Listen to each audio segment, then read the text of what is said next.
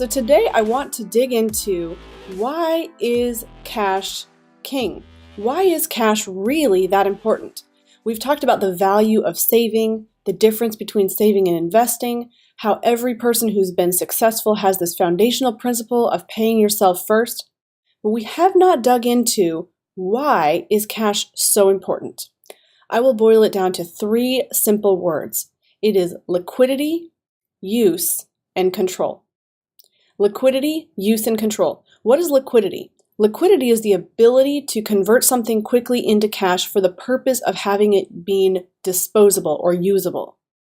Use is your ability to use that money for opportunities. Now, control has two parts of it. One is that it's the opposite of risk. So you know that you have money that cannot lose value. That's in your control. You also have money that is protected from creditors, and you don't have the ability for anyone, government or otherwise, to oversee or take your money. So why is liquidity, use, and control so important? Let's go ahead and look at an example to uncover this. Let's suppose that you had a goal of becoming a millionaire. Now, despite what you may think, this is relatively easy to achieve. If you're in a position where you had all of your loans paid off, you had a $500,000 house that was completely paid off, you had, say, $300,000 in a 401k at your job, and you had $200,000 in a Roth IRA. You're in the position where if you added up your assets minus your liabilities, you're in a position of $1 million of net worth. Now the question becomes, what does this actually do for you? So you could now become in a position where you have assets, you have net worth, but you have no cash.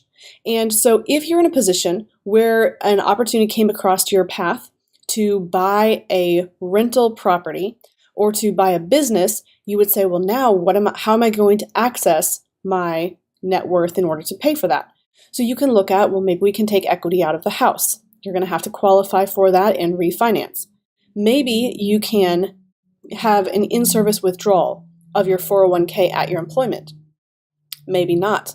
Maybe you have certain provisions built in for the ability to take a loan, but typically a 401k is limited to half of the value of the dollars in your 401k available to you, or $50,000, whichever is less. You also have money in a Roth IRA, and you're going to have similar challenges in getting at that money. So you're in a position where you have an opportunity in front of you, but no ability to take advantage of it. And we would consider this a cash crunch. There's several different ways that you could be in a cash crunch.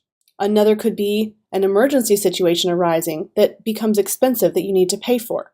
You have the same financing concern and saying, well, I have the cash, but I don't have the ability to pay for this emergency.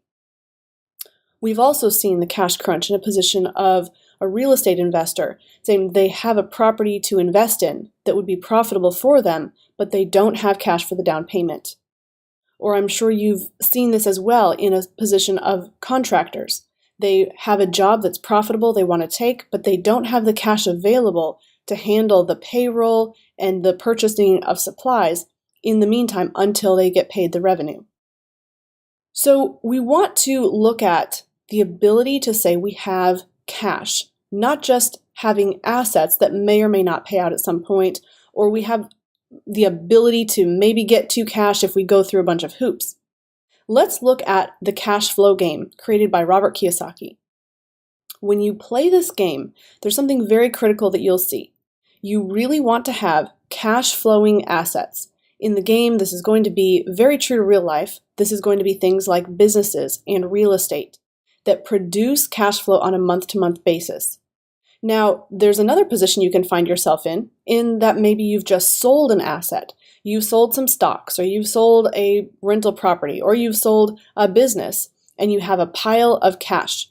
What you'll find out very quickly in the cash flow game is a pile of cash is an intermediate goal. It's not the end goal, because with a pile of cash, you have no hopes of winning until you can convert that into something that produces cash flow. Now, why am I sharing all of this? What we know is that from the cash flow game, as well as from real life, if you have money locked up in assets that you cannot control, you cannot use, and you cannot readily convert to cash, you're in a dangerous position. Not only do you have the limitation that you can't pay for an emergency, you also have challenges facing opportunities that might be very lucrative and produce cash flow for you, which is ultimately your end goal. So what if instead you had your money sitting in cash, liquid, available for you to use, in your control, with no ability for you to lose value? What position does that now put you in? And how does that create greater confidence in your ability to produce the cash flow through opportunities that you find? Thank you so much. We'll see you next time. Hi, this is Rachel.